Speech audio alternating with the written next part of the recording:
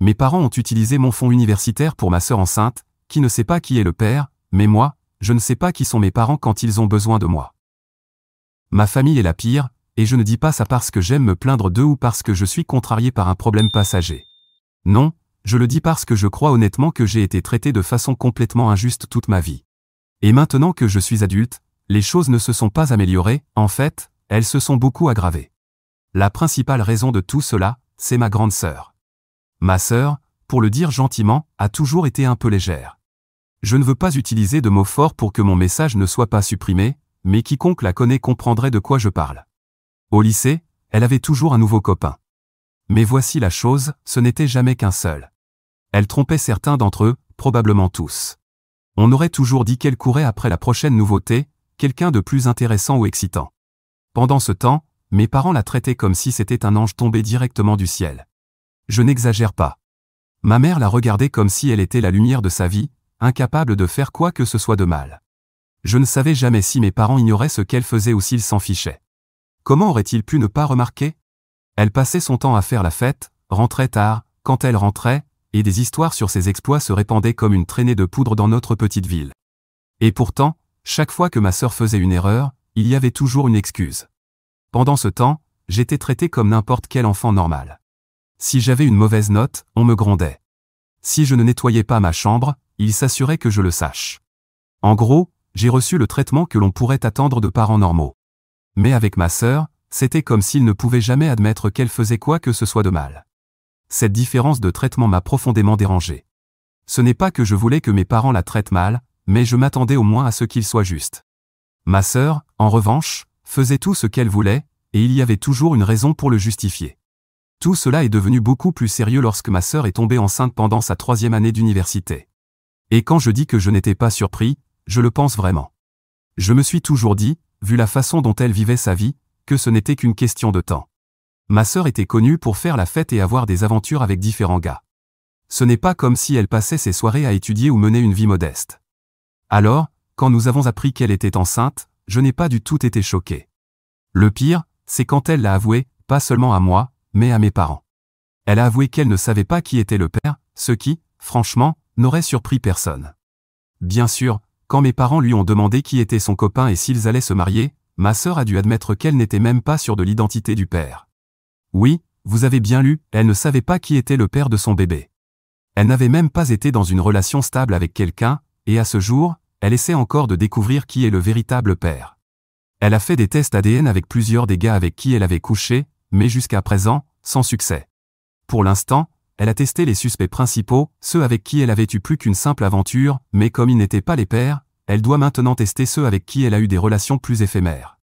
Moi, j'ai toujours pensé que les problèmes qu'une personne crée sont de sa responsabilité. Ma sœur, avec sa vie de fête et de relations, s'est mise dans ce pétrin.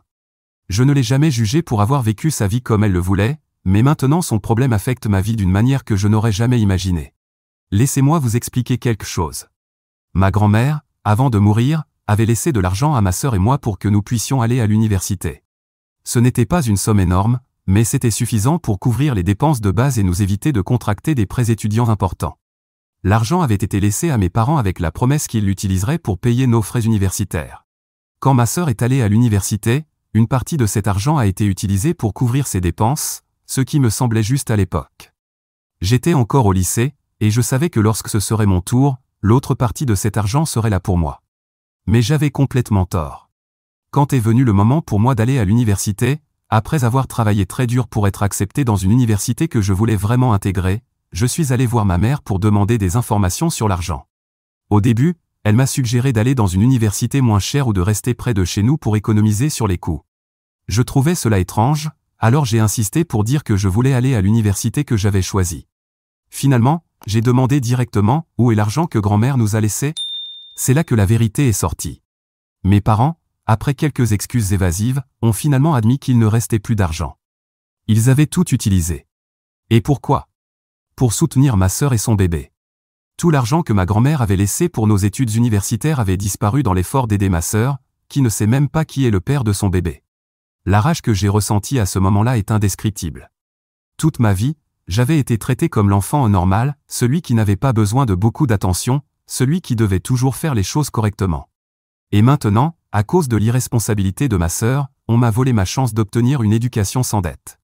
Je n'ai pas eu d'autre choix que de contracter des prêts étudiants, et pas des petits. Je sais que je vais devoir rembourser cette dette pendant très, très longtemps.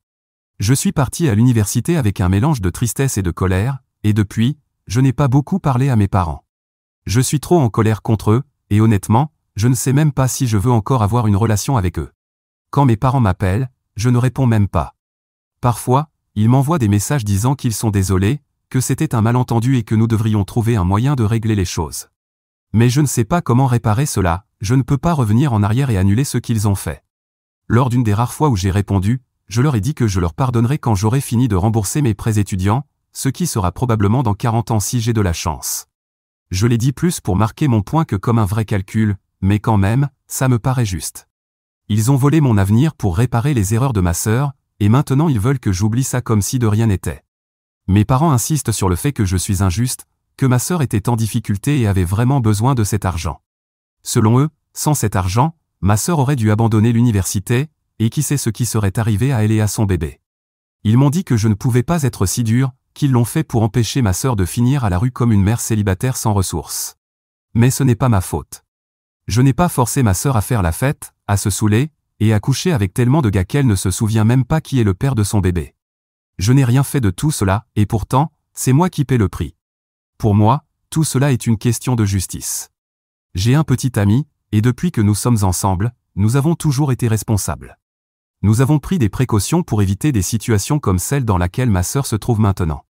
Et ça fait mal que, au lieu de récompenser ma responsabilité, mes parents aient décidé de me punir, tout ça pour sauver ma sœur des conséquences de ses propres actions. C'est pourquoi je suis ici, parce qu'honnêtement, je ne sais pas si je suis la mauvaise personne dans tout cela. Ai-je tort de ressentir autant de colère envers mes parents? Devrais-je essayer de leur pardonner? Parce que, honnêtement, je ne sais pas si j'en suis capable. Mise à jour 1.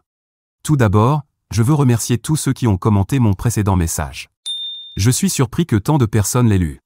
Je m'attendais à ce que peut-être 2 ou 3 personnes commentent, mais là, j'ai passé quelques heures à tout lire. J'ai lu des commentaires de nombreuses perspectives, bien que presque tout le monde soit d'accord pour dire que je n'ai pas tort et que ce que mes parents ont fait est mal. Certains m'ont demandé s'il y avait quelque chose que je pouvais faire légalement pour récupérer cet argent ou si je pouvais poursuivre mes parents. Malheureusement, la réponse est non. L'argent que ma grand-mère avait laissé pour nos études a été donné à mes parents avant son décès, avec toute la confiance qu'ils le géreraient de la meilleure façon possible. C'était une question de confiance familiale, pas un accord légal ou un fonds fiduciaire officiel. Il n'y a aucun document spécifiant comment ces fonds devaient être utilisés.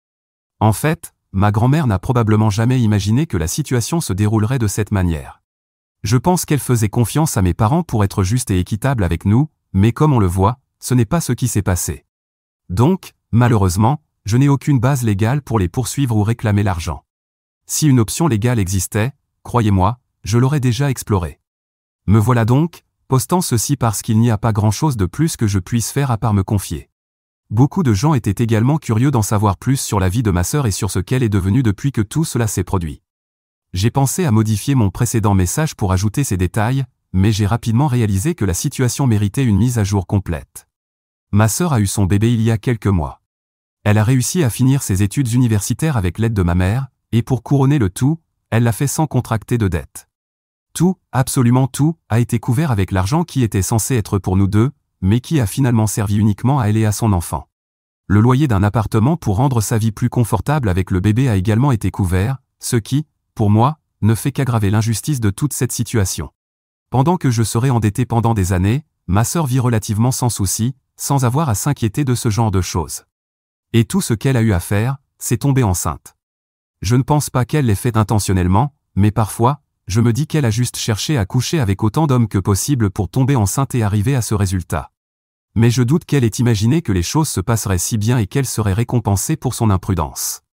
Ma mère a joué un rôle clé dans tout ce processus.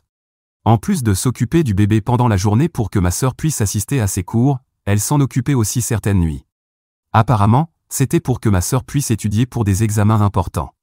Mais honnêtement, j'ai de sérieux doutes que ce soit toujours le cas. Je connais trop bien ma sœur et son mode de vie. Je sais que plus d'une fois, pendant que ma mère faisait du babysitting la nuit, ma sœur était à une fête quelque part. C'est vrai que nous avons tous besoin de distraction et de moments de détente, mais ce qui me dérange, c'est que cela ne semble pas avoir été une exception dans sa vie.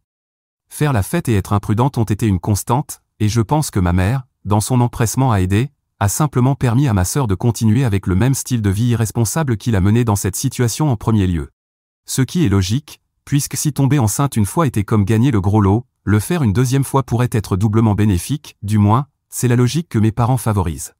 Pendant ce temps, je travaille dur pour suivre mes études et rembourser mes dettes avec un emploi à temps plein, et tout ce à quoi je peux penser, c'est comment, d'une manière ou d'une autre, mes parents continuent de récompenser son irresponsabilité. Je ne veux pas passer pour un enfant gâté qui a besoin qu'on lui paie tout, mais si c'était l'accord avec ma grand-mère, et que même mes parents le savaient, devoir travailler 2 fois plus juste pour que ma sœur puisse avoir une meilleure vie est profondément injuste. Si cela avait été une situation différente, comme un accident ou une urgence, je pourrais comprendre. Mais là, on parle de s'amuser et de toujours choisir le chemin le plus facile. C'est comme si le karma n'existait pas dans la vie. Quant à ma relation avec ma sœur, elle est restée la même qu'avant. Ce n'est pas comme si nous étions particulièrement proches, mais nous ne nous entendons pas mal non plus. Nous n'avons jamais été très proches, mais ce qui est drôle dans toute cette situation, c'est que ce n'est pas contre elle que je suis le plus en colère. Oui, elle aurait pu refuser l'argent, elle aurait pu dire que ce n'était pas juste que je n'ai rien. Mais en réalité, elle a été élevée comme ça. Elle a vu une opportunité de se faire aider, et elle l'a saisie. Au bout du compte, la vraie faute revient à mes parents.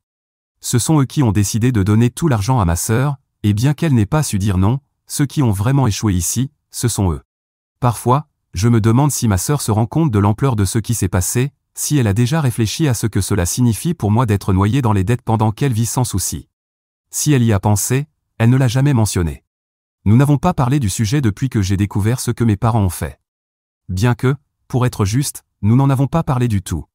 C'est plus facile comme ça, je suppose. Du moins pour l'instant. Je ne sais pas si j'aurai un jour une conversation franche avec elle à ce sujet, parce qu'à ce stade, j'ai l'impression que cela n'accomplirait rien. Une des choses qui me frustre le plus, c'est que même si je suis pleinement consciente que mes parents ont eu tort, j'ai l'impression d'être coincé dans une situation où je ne peux rien faire pour changer les choses. Mes parents essaient de justifier leurs actions en disant qu'ils l'ont fait pour sauver ma sœur, pour l'empêcher de se retrouver dans une situation pire.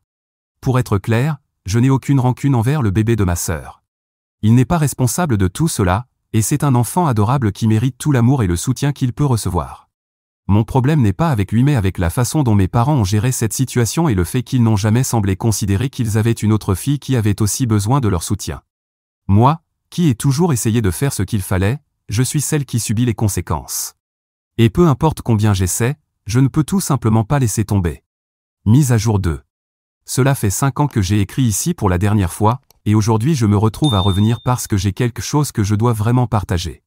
Comme toujours, cela concerne ma sœur et mes parents. Pour ceux qui ne se souviennent pas ou n'ont pas lu mes précédents messages, peut-être qu'un petit résumé s'impose. Mes parents, dans leur grande sagesse, ont décidé de donner l'argent que ma grand-mère avait laissé pour mon éducation à ma sœur aînée.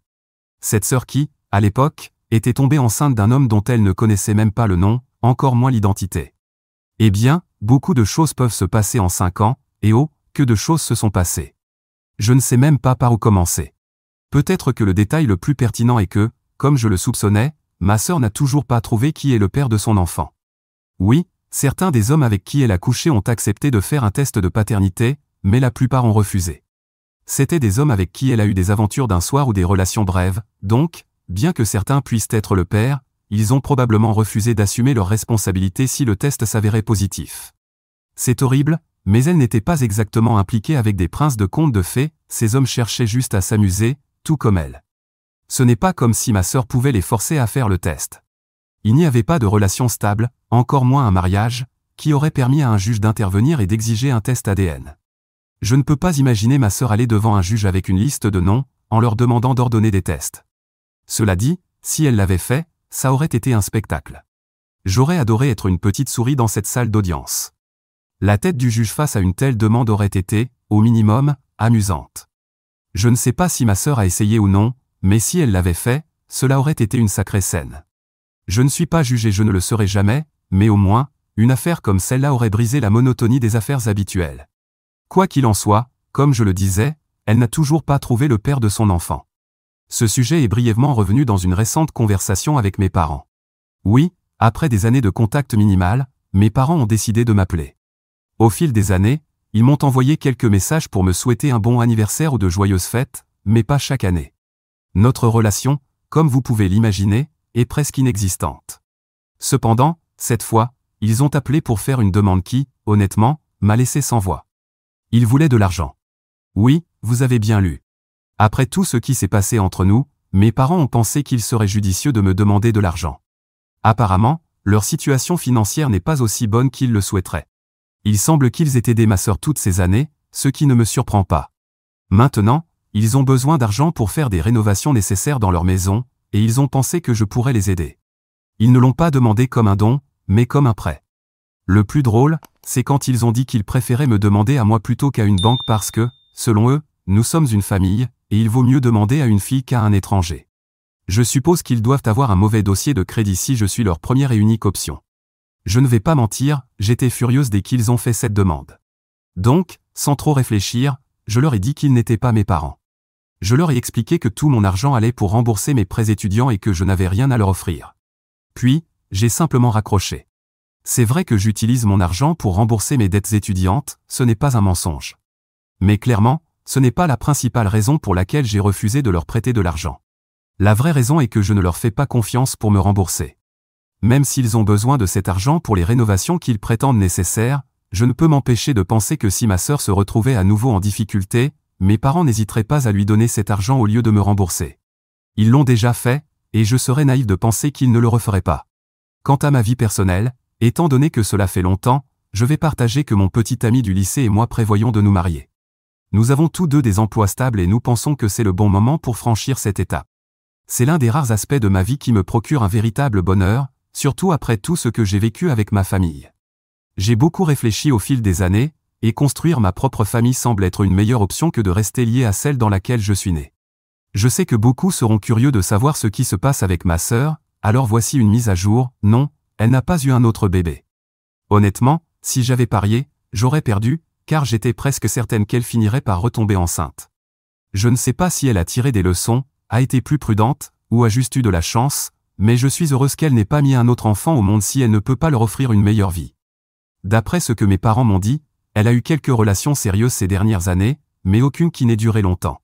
Je ne sais pas si elle a été infidèle à ses petits amis ou non, car honnêtement, je n'en sais rien. Ce n'est pas non plus quelque chose qui m'intéresse particulièrement. À ce stade, ma sœur est un chapitre que je préfère fermer.